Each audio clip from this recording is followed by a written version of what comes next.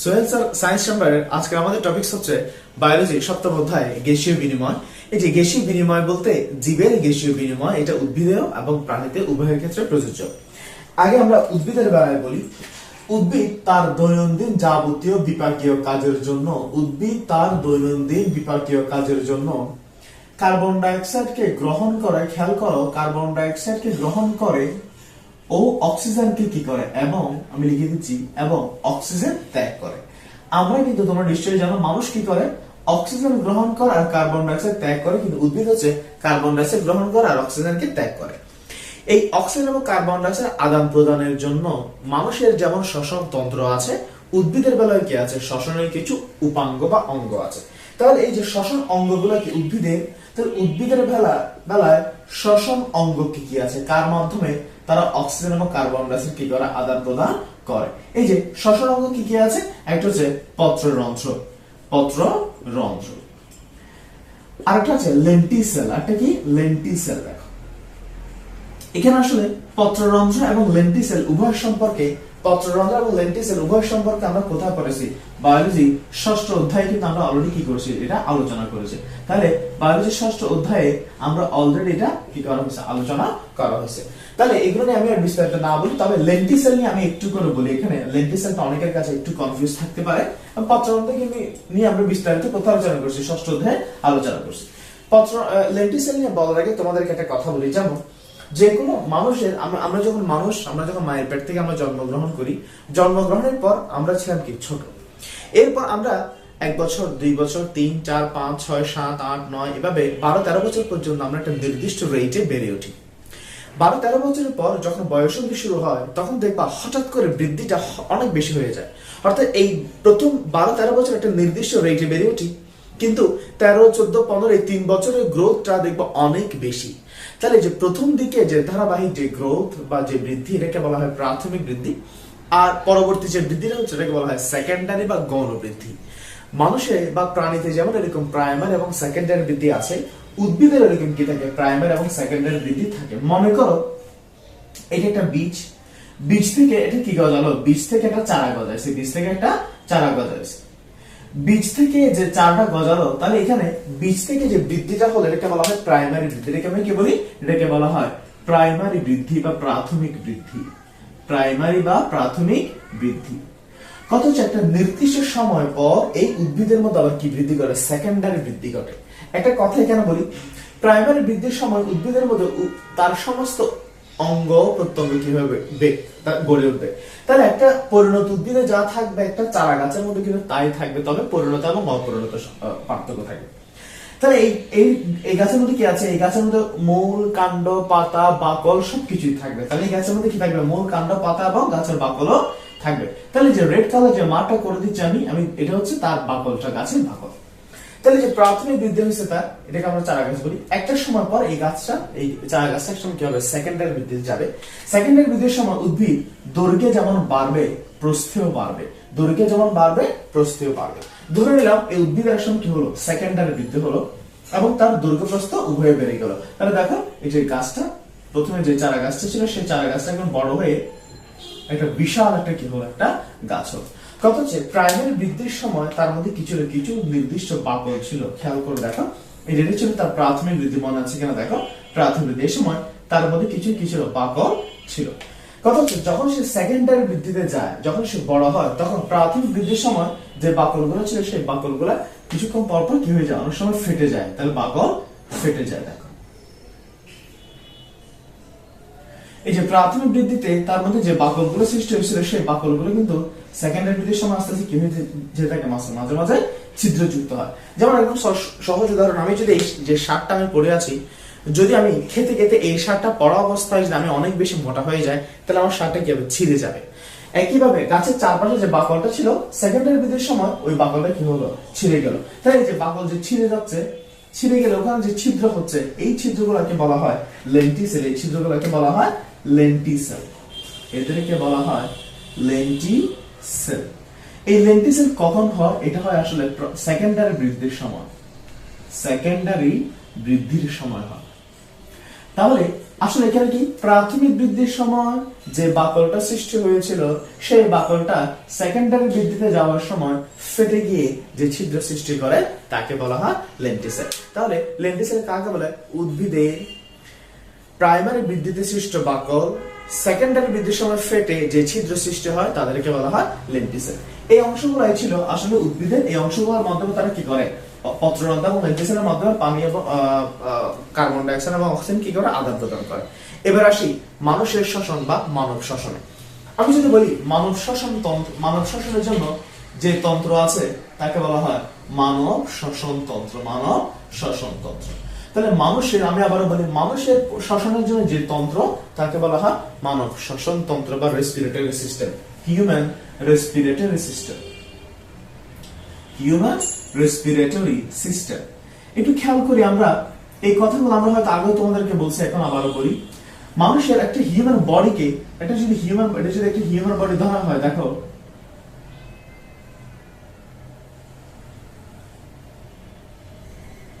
চিত্রটা খেয়াল করো। আমি যদি হিউম্যান বডি চিত্র দেখি, মনে করি হচ্ছে তার নাভি, বা আমি তার বডিকে আমি যদি করি, তাহলে দেখো এটা হচ্ছে মনে করি হিউম্যান বডি, এটা হচ্ছে তার নাভিটা। একটু খেয়াল করো, এটা হচ্ছে ওই মানুষের গলার লোয়েস্ট পয়েন্ট। এখানে আসলে দুইভাবে হিসাব করা যায়, আমরা একভাবে হিসাব করব। এই যে আমাদের যে গলার যে লোয়েস্ট পয়েন্ট আছে, গলার যে লোয়েস্ট পয়েন্ট আছে, সেই লোয়েস্ট পয়েন্ট থেকে, গলার লোয়েস্ট পয়েন্ট থেকে আমি যদি নাভি বরাবর একটা দাগ টানি, তাহলে গলার লোয়েস্ট পয়েন্ট থেকে নাভি বরাবর আমি যদি একটা দাগ টানি, সরল রেখা টানি, প্রথম আমাকে কি করতে হবে? গলার লোয়েস্ট পয়েন্ট থেকে নাভি বরাবরটা কি টানতে হবে? সরল রেখা টানতে হবে। এটা অনেক সময় অনেকেই, এই যে আমাদের যে স্টারনাম আছে, আমরা তোমাদের নবম অধ্যায়ে পড়াবো, স্টারনামের লোয়েস্ট বর্ডার থেকে কি করে অনেকে হিসাব করে, স্টারনামের লোয়েস্ট পয়েন্ট থেকে হিসাব করে। তাহলে গলার লোয়েস্ট পয়েন্ট থেকে নাভি বরাবর আমি যদি সরল রেখা টানি এবং ওই সরল রেখা কি নির্ণয় করবো? একটা মধ্যবিন্দু নির্ণয় করবো, একটা মধ্যবিন্দু নির্ণয় করবো। ওই যে ওই মধ্যবিন্দু বরাবর আমি যদি কেটে ফেলি, আমি যদি কাট সেকশন করি, কাট সেকশন করলে একটা মাংসের একটা পর্দা পাওয়া যায়। মাংসের কি পাওয়া যায়? পর্দা পাওয়া যায়। আমি এবার বলি, এটা হচ্ছে নাভি, গলার লোয়েস্ট পয়েন্ট থেকে নাভি বরাবর একটা দাগ টানবো, দাগ টেনে ওই দাগে একটা মধ্যবিন্দু নির্ণয় করব। মধ্যবিন্দু নির্ণয় করার পর আমি যদি এই বরাবর যদি কেটে ফেলি, কেটে ফেলার পর এখানে একটা মাংসের একটা পর্দা পাবো। এই পর্দাকে বলা হয় মধ্যচ্ছদা। এটাকে বলা হয় মধ্যচ্ছদা বা ডায়াফ্রাম। মধ্যচ্ছদা বা ডায়াফ্রাম। এই যে ডায়াফ্রামের উপরে যে এরিয়াটা আছে, উপরের এরিয়াকে বলা হয় বক্ষ, বা ইংলিশে বলা হয় বা ল্যাটিনে বলা হয় থোরাক্স। উপরকে বলা হয় বক্ষ বা থোরাক্স। আবার ডায়াফ্রামের নিচে যে এলাকা তাকে বলা হয় উদর। তাকে বলা হয় উদর, ইংলিশ বা ল্যাটিনে বলা হয় অ্যাবডোমেন। তাহলে খেয়াল করো, আমাদের বডিকে আমরা প্রধানত আমাদের যে দেহের অক্ষ, সামনের অংশকে আমরা দুই ভাগে ভাগ করি। আমাদের যে আসলে এই জায়গাটা থেকে ভিতর থেকে খালি, খালি বলতে অঙ্গ আছে কিন্তু অঙ্গগুলো না থাকলে কি হতো? খালি হতো। এই খালি জায়গাটাকে আমরা দুই ভাগে ভাগ করি। একটা হচ্ছে ডায়াফ্রাম ও মধ্যচ্ছদার উপরের এলাকা, ডায়াফ্রাম ও মধ্যচ্ছদার নিচের এলাকা। উপরের এলাকাকে বলা হয় বক্ষ বা থোরাক্স, আর ডায়াফ্রাম নিচের এলাকাকে বলা হয় উদর বা অ্যাবডোমেন। আমাদের শ্বসনতন্ত্রের অধিকাংশ অংশই কিন্তু এই বক্ষের মধ্যে। আমাদের শ্বসনতন্ত্রের অধিকাংশ অংশ কার মধ্যে? এই বক্ষের মধ্যে। এবং মধ্যচ্ছদাও কিন্তু শ্বসনতন্ত্রের অংশ হিসেবে কি হয়? বিবেচিত হয়। এবার আমরা মানব শ্বসনতন্ত্রের মধ্যে কি কি আছে সেটা তোমাদেরকে একটু দেখাবো। প্রথমে আমরা আগে অঙ্গগুলো কি কি আছে, একটা আমি লিখলাম মানব শ্বসন তন্ত্র। তন্ত্র মানে কি? একাধিক অঙ্গের সমন্বয়ে গঠিত। তাহলে কি কি অঙ্গ আছে দেখো। প্রথম হচ্ছে, আমি লিখে দিচ্ছি এগুলা, মানব শ্বসনতন্ত্রের যে যে অংশগুলো আছে আমি একবার বোর্ডে লিখে রাখলাম, তোমরা একটু দেখে নাও। এখানে কতগুলো, বাংলা একরকম, ইংলিশ একরকম, সেক্ষেত্রে আমরা দুইটা ইউজ করছি। আবার কিছু কিছু ক্ষেত্রে আছে বাংলা এবং ইংলিশ সেম, আমি তাই শুধু ইংলিশে লিখছি। যেমন প্রথম লিখলাম নাসা রন্ধ্র ও নাসা পথ, নস্ট্রিলস এন্ড নেজাল ক্যাভিটি, গলবিল বা ফ্যারিংস, স্বরযন্ত্র ও ল্যারিংস এন্ড ভোকাল কর্ড, শ্বাসনালী বা ট্রাকিয়া, ব্রঙ্কাস এন্ড ব্রঙ্কিউল। এগুলো কিন্তু আসলে বাংলা এবং ইংলিশে সেম, দ্যাটস হোয়াই আমরা এগুলো শুধু ইংলিশে লিখছি। অ্যালভিওলাস, এটাও সেম। ফুসফুস বা লাংস, মধ্যচ্ছদা বা ডায়াফ্রাম, মধ্যচ্ছদা বা ডায়াফ্রাম। এখানে এই যে এদের প্রত্যেক অংশগুলো কিরকম আমি একটু তোমাদেরকে দেখাচ্ছি। তাহলে প্রত্যেকের অংশ বিবেচনা করতে আসলে কোথায় শ্বাসনালী, বিভিন্ন অংশগুলা আমি তোমাদেরকে বোর্ডে এঁকে এঁকে দেখাচ্ছি। প্রথমে শ্বাসনালীকে দেখতে হলে মনে করে হচ্ছে আমাদের মাথা। এই মাথাটাকে আমি কি করলাম? শ্বাসনালীকে তোমাদেরকে দেখানোর জন্য আমার মাথাটাকে আমি লম্বচ্ছেদ করলাম। তাহলে এই যে আমার মাথাটা আছে, হেড আছে, এই হেডটাকে আমি কি করলাম? লম্বচ্ছেদ করলাম। লংগিটিউডিনালি কি করলাম? এটাকে কাট সেকশন করলাম। আমি যদি এই বরাবর কেটে একটা অংশকে যদি ফেলে দিই, মনে করো এই বরাবর কেটে একটা অংশ আমি কি করে ফেলে দিলাম, ফেলার পর বাকি যে অংশটা আছে এই হাফ যে অংশটা, এই হাফ অংশটাকে তোমাকে আমি যদি এইভাবে দেখাই তাহলে দেখো কেমন ভাবে দেখবো আমরা। তাহলে দেখো আমাদের যে মস্তিষ্ক আছে বা আমাদের মাথা আছে, সেই মাথাকে আমরা একটা কি করলাম, লংগেটেড একটা কাট সেকশন করলাম। কাট সেকশন করলে দেখো এখানে কিভাবে কিছু অংশ পাবো। আমার চিত্র যদি খুব বেশি সুন্দর না, সুন্দর তো নাই, বরঞ্চ আরো খুবই দেখতে খুবই কি বলবো অসুন্দর, তোমরা আশা করি কষ্ট করে বুঝে নিবে। দেখো আমি এবার আঁকার চেষ্টা করি এখানে।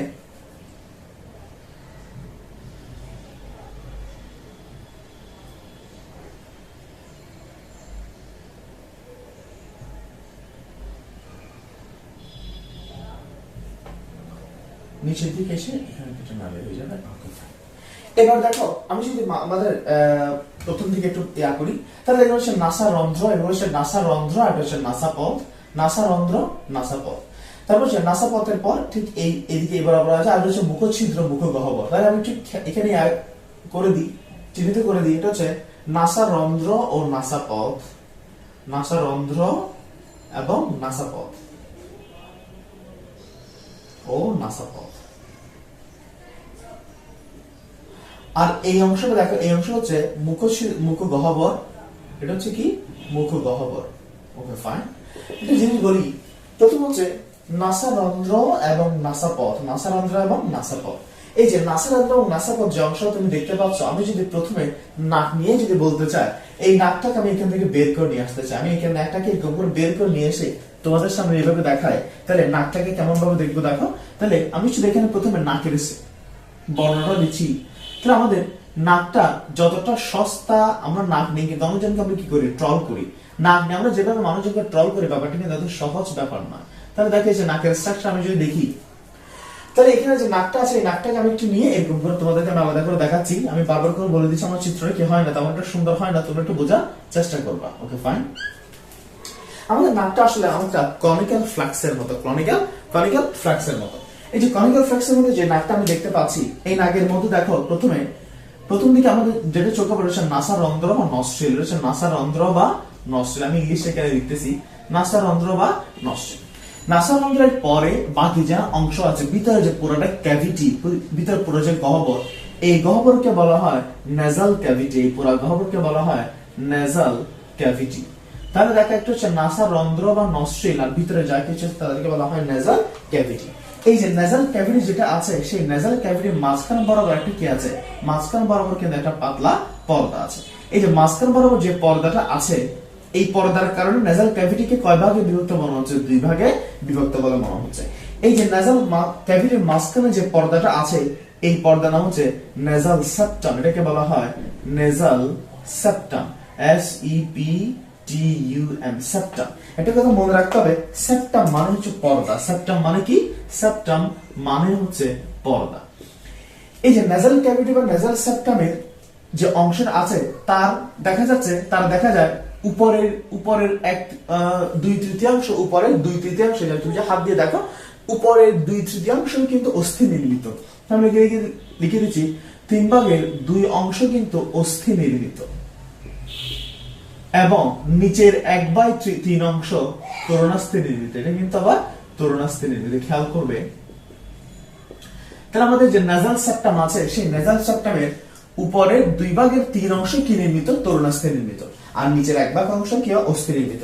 একটা কথা বলি, উপর অংশ তরুণাস্থি নির্মিত বলে এটা কি করা যায় না, নাড়ানো যায় না, মুভ করা যায় না। কিন্তু নিচের অংশ তরুণাস্থি নির্মিত বলে নাকের মাথাকে আমরা কি করতে পারি, নাড়াতে পারি, নাড়াচাড়া করাতে পারি। তাহলে উপর অংশ অস্থিময়, উপরের 2/3 আর নিচের 1/3 কি ময়, তরুণাস্থিময়। একটা জিনিস এখানে বলি, নাকে যে এই যে এরিয়াটা, এখানে যে এরিয়াটা, এই এরিয়া হচ্ছে দেহের সবচেয়ে বেশি রক্ত সরবরাহকৃত এলাকা। সারা দেহের কাছে রক্ত সরবরাহ আছে, তবে সারা দেহে যত বেশি রক্ত সরবরাহ আছে, তার চেয়ে সবচেয়ে বেশি পরিমাণে রক্ত সরবরাহ আছে এই এলাকায়। তাহলে এই যে এলাকাটা, সামনে যে এলাকাটা, এই এলাকা হচ্ছে দেহের সবচেয়ে কি প্রবণ এলাকা, রক্ত সরবরাহকৃত এলাকা। আমি লিখে দিই, দেহের সবচেয়ে বেশি রক্ত সরবরাহ হয়, দেহের সবচেয়ে বেশি রক্ত সরবরাহকৃত এলাকা, মোস্ট ব্লাড সাপ্লাই হয় এখানে, সরবরাহকৃত অঞ্চল। ওকে ফাইন, এবার আসো নাকের আমি যদি এবার ভিতরের অংশে দেখতে চাই, নাকে দেখবা সামনের দিকে কিছু কি থাকে, লোম বা রোম। আমি এক পাশে চিন্তা করি, পাশে চিন্তা করতেছি না। নাকের সামনের দিকে কিছু কি পাওয়া যায়, লোম বা রোম পাওয়া যায়। এগুলো হচ্ছে কথা বলে কি, লোম বা রোম। আবার নাকের পেছনের অংশের মধ্যে কিছু কি পাওয়া যায়, নাকের পেছনের অংশের মধ্যে পাওয়া যায় কিছু অর্ধত্বক, কিছু হালকা জলীয় কিছু মিউকাস নামক পদার্থ, মিউকাস। তাহলে উপরের অংশ থেকে পাওয়া যায় মিউকাস। তাহলে আমি চিহ্নিত করতেছি মিউকাস, MUCUS, মিউকাস। এই যে লোম এবং মিউকাস, এদের কাজ কি? এদের কাজ হচ্ছে বাইরের ধুলাবালি এবং জীবাণুকে কি রাখা, আটকে রাখা। বাইরের ধুলাবালি এবং জীবাণুকে কি রাখা, আটকে রাখা। এবার দেখো নাকের কাজ যদি আমি বিশ্লেষণ করতে চাই, নাকের যে কাজ আছে সেই কাজটাকে আমি যদি বিশ্লেষণ করতে চাই, নাকের তাহলে প্রধান কাজ কি? যেহেতু শ্বসনতন্ত্র অংশ, প্রথম কাজ হচ্ছে অক্সিজেন ও কার্বন ডাই অক্সাইড আদান প্রদান করা, অর্থাৎ গ্যাসীয় আদান প্রদান। অক্সিজেন ও কার্বন ডাই অক্সাইড কি করা, আদান প্রদান করা হচ্ছে তার প্রধান কাজ। দ্বিতীয় কাজ, বাহিরের ধুলাবালি এবং জীবাণুকে কি রাখে, বাইরের ধুলাবালি ও জীবাণুকে আটকে রাখে। ধুলাবালি ও জীবাণু কি রাখে, আটকে রাখে। Okay fine. তার একটা সবচেয়ে গুরুত্বপূর্ণ যে এলাকা আছে, গুরুত্বপূর্ণ যে কাজটা আছে, বাতাসকে কি করে, আর্দ্র করে। একটা জিনিস তোমাদেরকে আমি বলি, আমি যদি এই পয়েন্টগুলো মুছে ফেলি তোমাদের বোঝানোর সুবিধার্থে, তাহলে দেখো নস্ট্রিল, নেজাল ক্যাভিটি আমরা এগুলো মুছে দিচ্ছি। নাকের যে স্ট্রাকচারটা, আমাদের নাকের স্ট্রাকচার যতই বলি না কনিক্যাল ফ্লাক্সের মতো, এটি কখনো ত্রিকোণাকার নয়। অনেকে মনে করেন নাক হচ্ছে আসলে তিন কোণা একটা অংশ। নয়, নাক কখনো তিন কোণা কোনো অংশ নয়। অর্থাৎ আমাদের নাকের যে ওয়ালটা, এটা কখনো এরকম ফ্ল্যাট নয়, এটা কখনো এরকম ফ্ল্যাট নয়। নাকের ওয়ালটা দেখবে এরকম করে এসে কার্ভ করে যায়। নাকের অংশটা কিরকম আমি একটু তোমাদেরকে দেখাই। সেটা হচ্ছে এরকম করে নিচের দিকে নেমে আস্তে আস্তে ধীরে ধীরে এটা আস্তে আস্তে থাকে, কার্ভ হতে থাকে। এই যে কার্ভ হয়ে সে একটু করে উঠে গিয়ে আবার এরকম করে যায়। এই যে নাকের অংশটা যে কার্ভ করে এরকম, তার একটা বিশেষ কি আছে, শেপ আছে। অর্থাৎ এই শেপের কারণে বাতাস যেদিক থেকে আসুক না কেন, নাকের যে ভিতর যে আমরা যে নিঃশ্বাস নিচ্ছি, এই নিঃশ্বাসটা যেদিক থেকে আসুক না কেন, সে নাকের কোনো না কোনো দেয়ালের সাথে বাড়ি খায়। যেমন আমি যদি বলি বাতাস যদি এই দিক থেকে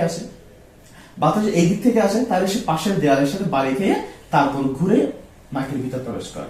বাতাস যদি এই দিক থেকে প্রবেশ করে, তাও নাকের এই দেয়ালে বাড়ি খেয়ে তারপর ঘুরে ভিতর প্রবেশ করে। বাতাস যদি সরাসরি প্রবেশ করে, তাহলে বাতাস কখনো সরাসরি ভিতরে চলে যাবে না। কেন?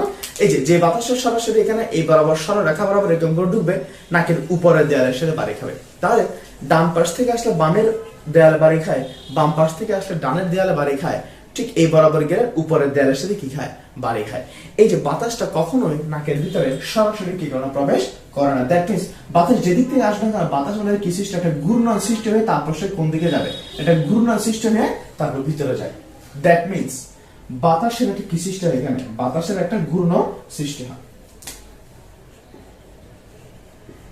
বাতাসের ঘূর্ণন, এই বাতাসের ঘূর্ণনটা কেন কাজ করে দেখো, এটা কিন্তু খুবই গুরুত্বপূর্ণ একটা মেকানিজম। এরকম মেকানিজম, এত অসাধারণ মেকানিজম আসলে গড ছাড়া কিনা, সৃষ্টিকর্তা বা আল্লাহ ছাড়া সম্ভব না।